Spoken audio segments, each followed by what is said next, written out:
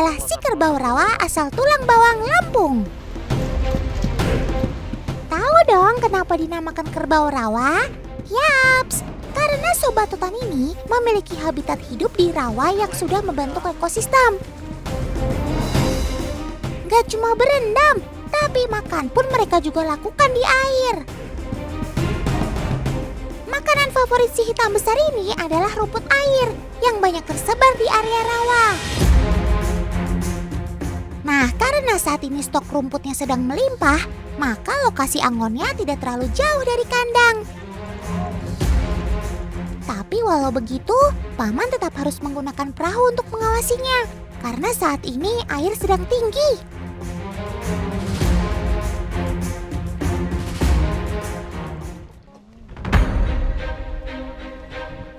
Yats, sebentar. Ini kok dari tadi Otan perhatikan gak ada anakan kerbau sih? Jangan-jangan mereka ketinggalan.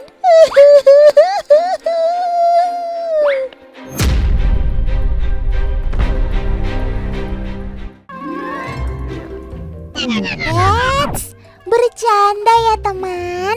Anak-anak kerbau ini memang sengaja ditinggal kok oleh Paman. Karena jika diajak bisa membahayakan dirinya sendiri. Terutama bagi anak kerbau yang berumur di bawah 3 bulan. Mereka sangat beresiko tenggelam dan hilang saat di perjalanan.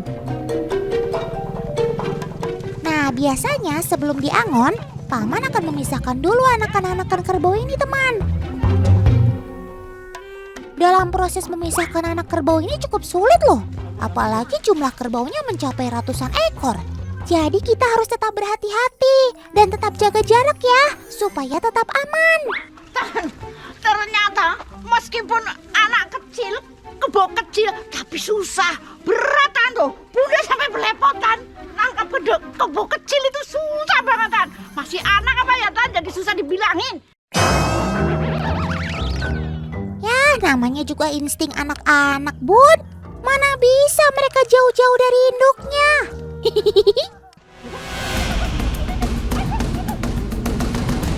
Bunda mau kemana? Tunggu Otan.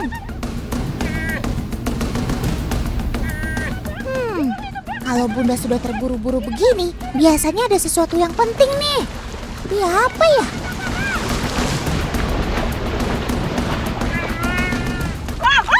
Ada ular.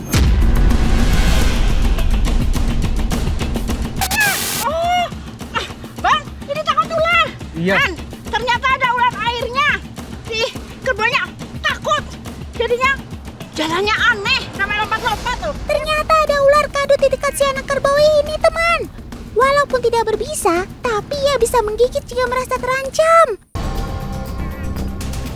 Sebenarnya karakter dari ular ini adalah penakut. Tapi karena anakan kerbau ini belum berpengalaman, jadi ia menganggap bahwa si ular adalah ancaman baginya. Tenang ya sob, ularnya sekarang sudah diamankan Bunda kok. Jadi keduanya nggak ada yang tersakiti. Makasih ya Bun.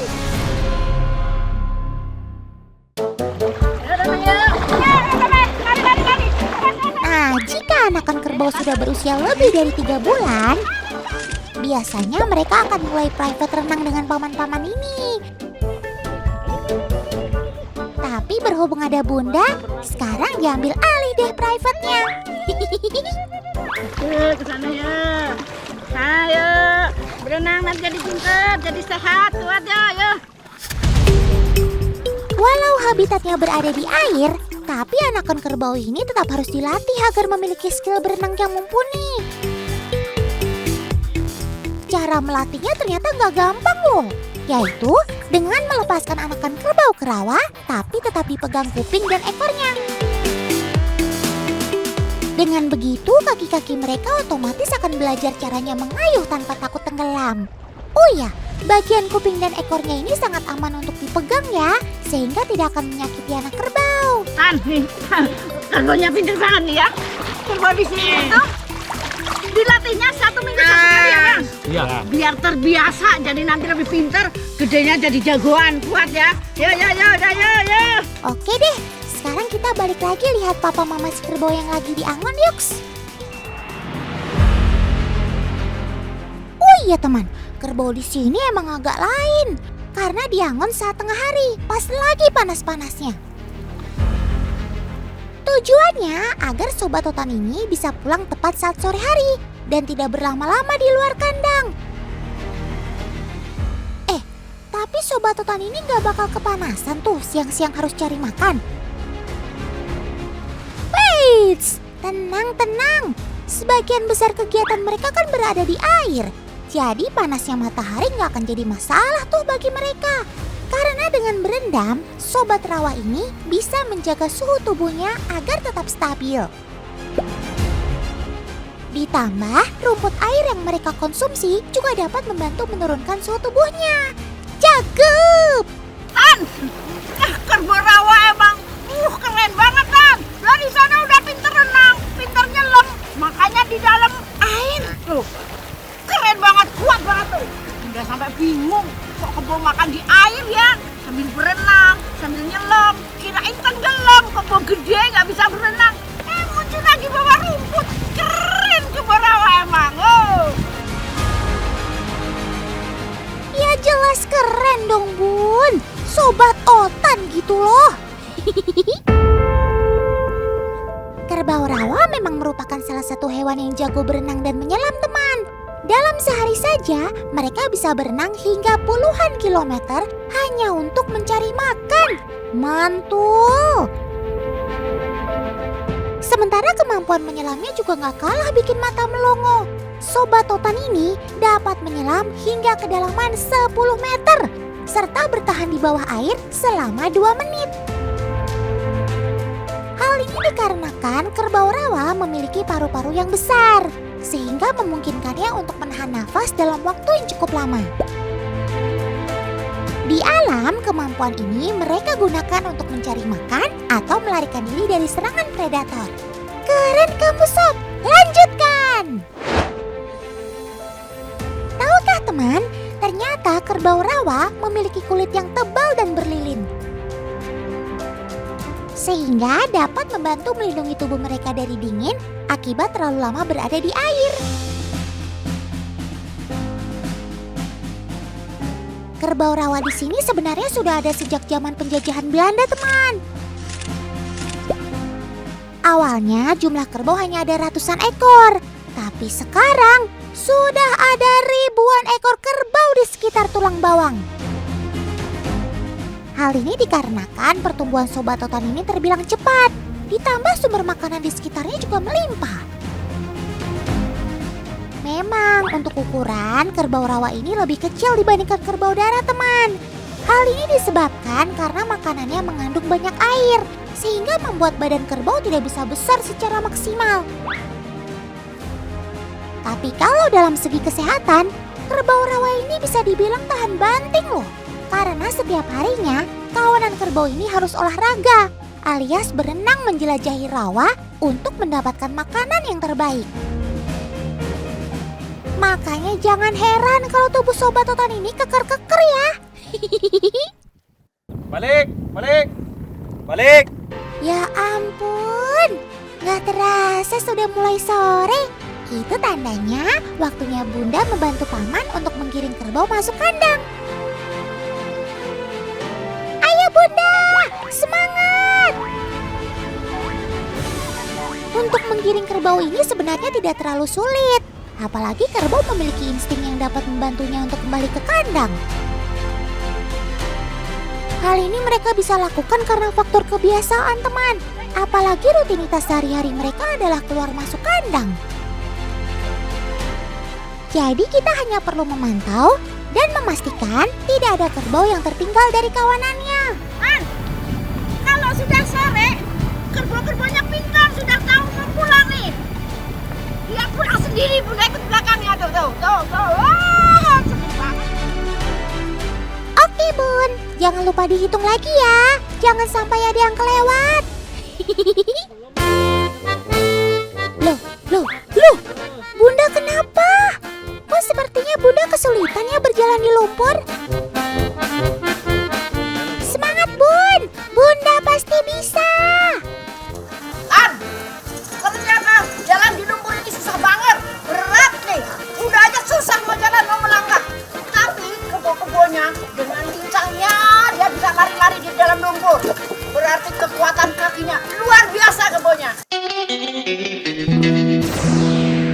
Ya jelas dong Bun, kaki kerbau kan memiliki tapak yang lebar dan proporsional. Sehingga saat berjalan di lumpur, kaki Sobat Totan ini bisa menapak dengan sempurna. Selain itu, bentuk tapak yang lebar juga membuat ia dengan mudah untuk mengangkat kakinya kembali. Jadi tentu ini bukanlah hal yang sulit bagi si kerbau teman. Cakep! Hei, ada apa ini? Kenapa kalian bertengkar? Sudah. Ayo baikan.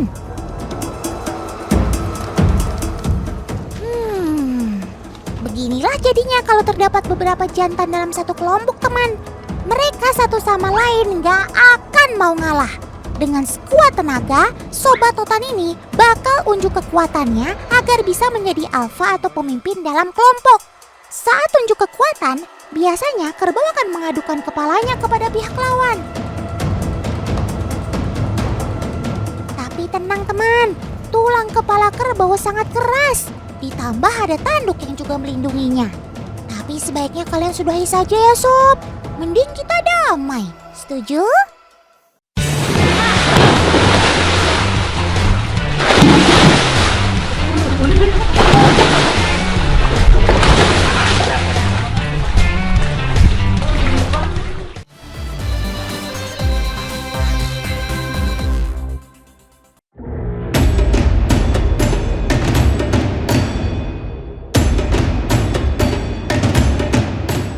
Dan hap!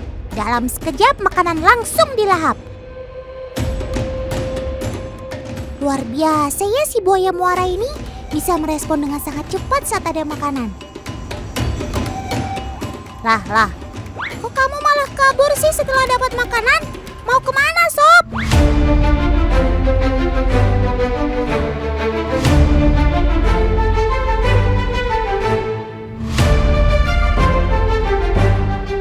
Tan, setelah mendapat makanan, aku harus segera menghindar dari teman-temanku. Bukan karena pelit, tapi kami ini sangat kompetitif. Siapa cepat, dia yang akan dapat. Makanya setelah dapat makanan, aku biasanya akan menjauh ke tempat yang aman agar bisa makan dengan tenang. Oh iya Tan, saat makan aku tidak mengunyah makananku loh, melainkan menelannya bulat-bulat. Betul sekali teman, karena Sobat Totan ini memiliki sistem pencernaan yang sangat kuat dan efektif. Jadi menelan mangsa bulat-bulat tentu bukan masalah besar baginya. Mantul!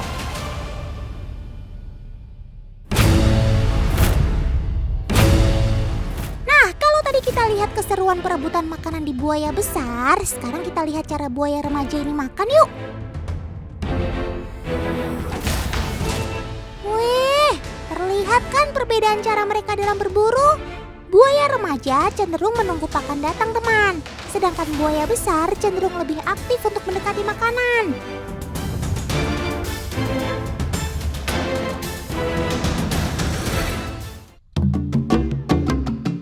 Oh iya teman, meski bernapas dengan paru-paru, tapi buaya juga bisa bertahan cukup lama saat berada di dalam air, bahkan bisa sampai 30 menit. Betul sekali Tan, itu karena aku memiliki katup pada hidungku. Jadi saat aku berada di dalam air, katup ini akan menutup, sehingga air tidak masuk ke paru-paruku. Selain katup hidung, Kak Vena juga mau tunjukin letak telinga buaya nih. Gak terlalu terlihat sih, itu karena telinganya selalu tertutup. Tujuannya sama, yaitu agar air tidak masuk ke dalam telinga. Letak telinganya buaya tuh nggak seperti manusia ya yang kelihatan nih lubangnya. Kalau buaya tuh telinganya tertutup. Tara, di sini dia letaknya.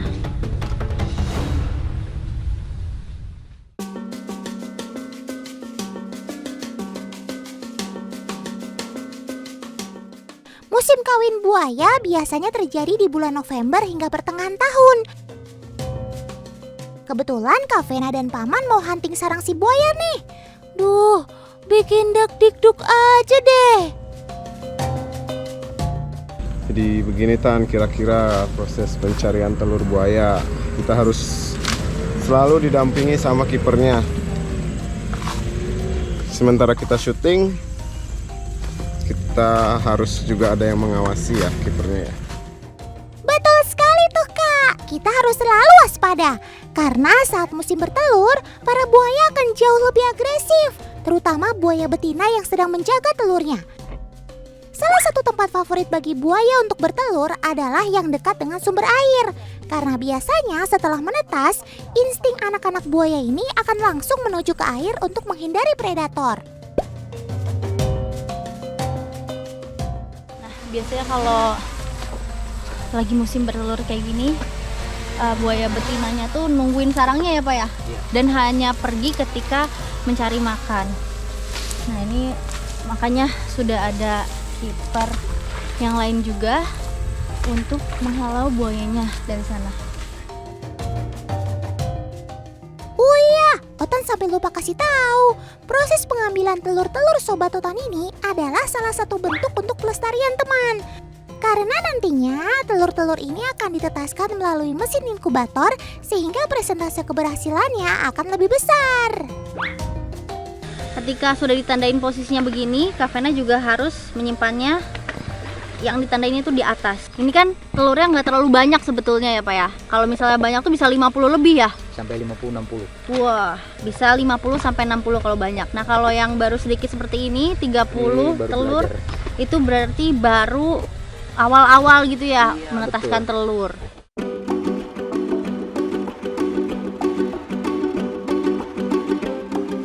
Nih Tan, kita mau pindahin telur nih biar diraminya tuh pakai pasir ini ya Pak, pasir khusus ya. B102. Oke. Tujuan menggunakan pasir adalah agar telur-telur tersebut masih menggunakan media yang sama seperti di habitatnya. Nah, setelah dimasukkan ke dalam wadah berpasir, barulah telur-telur ini dimasukkan ke dalam ruang inkubator, teman. Oh iya, temperatur ternyata juga bisa mempengaruhi jenis kelamin anak buaya loh. Jika dalam ruangan memiliki panas 31 derajat ke atas, maka akan menghasilkan buaya jantan. Sedangkan jika suhunya di bawah 31 derajat, akan menghasilkan buaya betina. Hai Otan dan teman-teman, aku adalah anak buaya yang baru berumur 5 bulan. Dalam masa ini, aku masih sangat rentan terhadap banyak hal, terutama ancaman predator. Tapi untungnya saja aku berada di tempat yang aman. Doakan aku selalu sehat ya Tan. Nih Kak Vena sama kakaknya lagi bawa ini nih, kepala ayam. Ini kan masih hening. Buaya-buayanya udah bisa nyium aroma-aroma dari kepala ayamnya nih. Indra penciumanku memang sangat baik, Tan. Makanya aku sudah bisa mencium aroma makanan walau jaraknya masih jauh. Selain di darat, aku juga jago mendeteksi bau di dalam air. Hal itu dikarenakan aku memiliki indera pada moncongku yang disebut organ Jacobson. Nah, organ inilah yang membantuku untuk mendeteksi mangsa meski dalam jarak yang jauh. Teman, walau terlihat buaya-buaya ini doyan makan, tapi sebetulnya mereka juga kuat berpuasa loh. Bahkan buaya besar bisa bertahan setahun tanpa makanan. Luar biasa kan? Teman, ini dia nih yang namanya Baron. Dia sangat kuat dan agresif. Panjangnya mencapai 3 meter. Wih! Hohoho, itu baru kekuatan ekorku. Sekarang akan kutunjukkan kepandaianku dalam menangkap makanan. Gimana? Meski badanku besar, aku tetap lincah bukan? Hal ini lagi-lagi tidak terlepas dari kekuatan ekorku, Tan. Ekor ini membantu mendorong tubuhku agar bisa keluar dari air.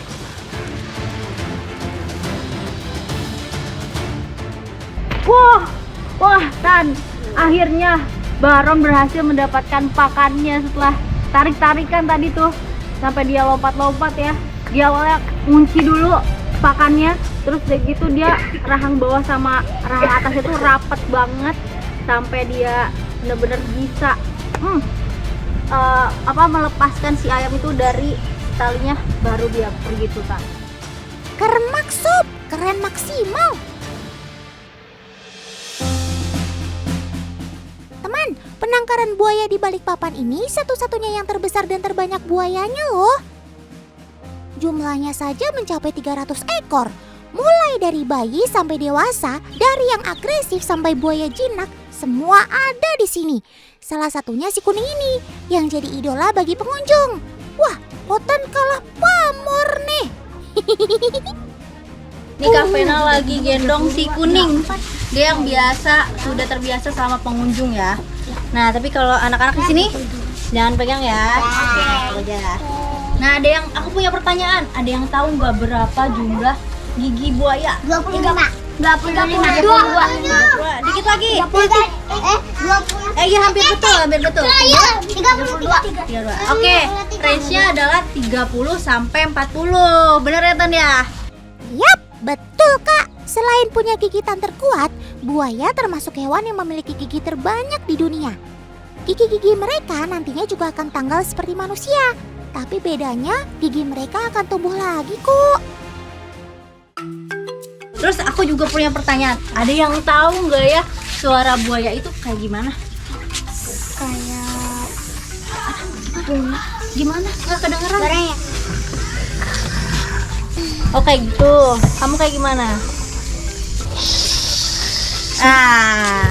Oke. Sepertinya salah semua ya Tan. Aku bisa. Biar semuanya pada tahu nih, sama teman-teman pada tahu. Biar Otan nih yang kasih tahu suara buaya kayak gimana sih Tan?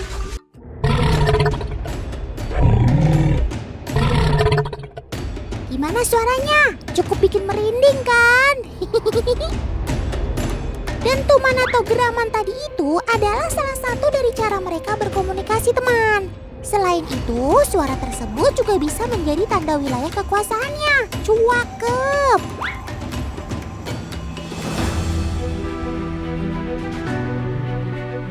Teman, di Kalimantan Timur masih banyak sekali buaya yang bisa kita temukan di alam liar. Nah, salah satunya yang sempat viral itu adalah si ompong ini teman. Wah, Tan, ini dia si ompong, temannya buaya Rizka Tan. Disebut ompong karena ternyata giginya sudah berkurang.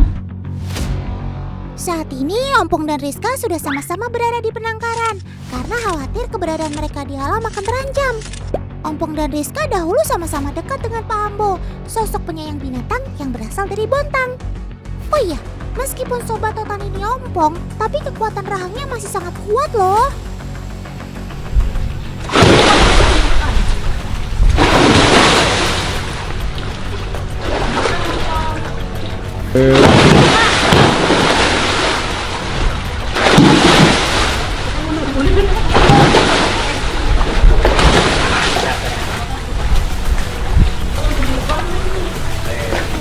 Kan, giginya kalau makan tuh kelihatan banget tuh. Sudah benar-benar nggak ada di sebelah kanan. Wah. Nah, tapi kalau buaya itu meskipun gak ada gigi ya seperti ompong ini, dia ketika makan itu langsung bukan dikunyah ya, bukan dikunyah. Kaget Kak Vena.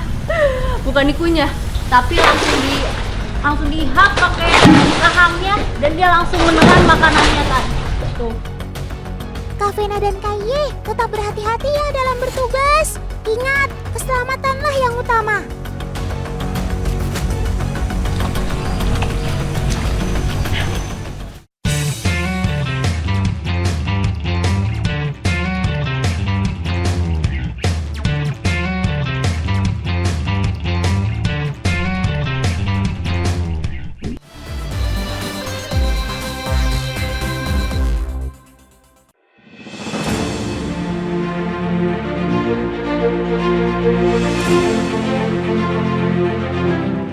Teman, ada yang tahu gak nih tim si Otan lagi ada di mana?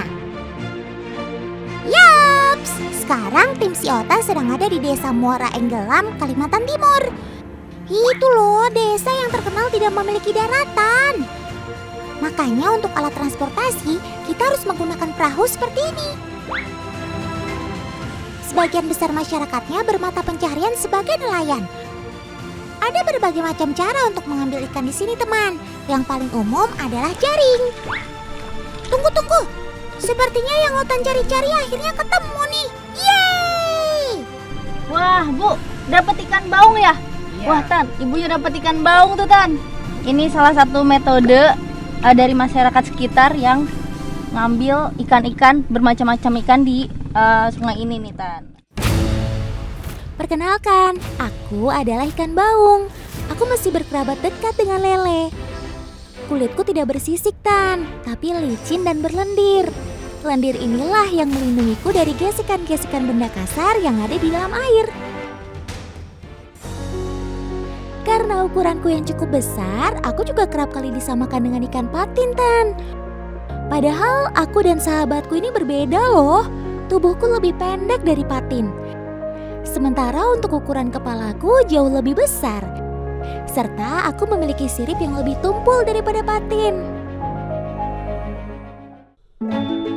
Sebenarnya ikan baung adalah ikan nokturnal, teman. Jadi mereka lebih aktif mencari makan saat malam hari. Tapi bukan berarti saat terang mereka nggak lincah ya. Karena jika sudah dalam keadaan terancam, ia bisa mengerahkan seluruh tenaganya untuk berusaha menghindar. Apalagi patil mereka juga terkenal cukup berbahaya karena bisa melukai siapapun yang kena. Eits, tapi tenang, bukan berarti ikan baung itu tidak bisa dipegang ya. Hanya saja kita butuh trik agar aman. Nah, ini cara megang ikan baung tuh harus hati-hati ya, karena memang ada patilnya, Tan. Jadi patilnya itu ada 3 di bagian sirip dadanya dan juga di bagian sirip atasnya. Jadi cara pegangnya juga harus begini nih, dijepit. Saat merasa terancam, ikan baung akan lebih siaga dengan menegakkan patilnya. Tuh kan, bukan cuma keras dan tajam, tapi ternyata ada juga tuh duri-duri kecil di patil ikan ini. Nah, buat teman-teman yang masih penasaran setajam apa patil ikan baung, simak eksperimen yang satu ini ya. Wow, terbukti kan kalau ternyata patil si ikan baung ini setajam jarum, teman. Tuh lihat, balon yang baru menempel saja sudah langsung meletus tuh. Mantul. Loh, Sob, kok warna kamu agak sedikit hitam sih? Mirip sama warna air di sungai ini. Yap, benar sekali, Otan. Karena aku termasuk ikan yang mudah beradaptasi dengan lingkungan. Tujuannya apa lagi kalau bukan untuk kamuflase? Nah, sekarang coba lihat aku lagi. Saat berada di air yang bersih, warnaku terlihat abu-abu keemasan kan? Wah, keren kamu, Sob!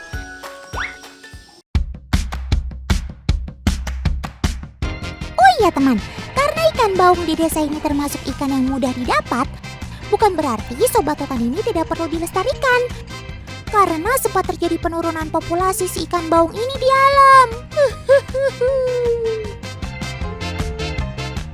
Nah, salah satu cara pelestariannya adalah dengan menebarkan bibit-bibit ikan baung ke sungai, teman. Ini, Tan, jadi kita tujuan untuk menebar bibit dari ikan baung itu untuk melestarikan lagi ya Pak ya, ikan baung yang ada di daerah ini.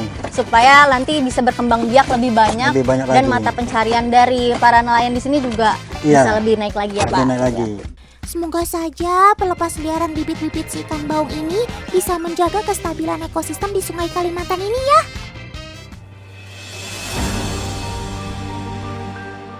Oh iya teman, selain dilepas liarkan, bibit ikan baung juga banyak dibudidayakan di sini. Tujuannya apalagi kalau bukan untuk memenuhi stok permintaan terhadap ikan yang satu ini. Kita nih Kak Vena mau samperin abangnya nih, karena abangnya lagi milih-milih bibit ikan baung ya Bang ya. Iya, Ikan baungnya ada banyak Bang bibitnya Bang. ada sekitar 2.000-an kayaknya yang ada. Wah, ada 2.000 bibit ikan baung di dalam sini. Ikan sebanyak ini biasanya akan didistribusikan kepada para petani lokal untuk dibesarkan teman. Nah, bibit-bibit yang sedang disortir ini berusia 4 bulan dan mereka sudah siap panen jika sudah berusia 7 hingga 8 bulan. Oh iya, pensortiran ini dilakukan untuk menghindari adanya kanibalisme. Maklum saja, sobat otan ini kan termasuk karnivora atau pemakan daging.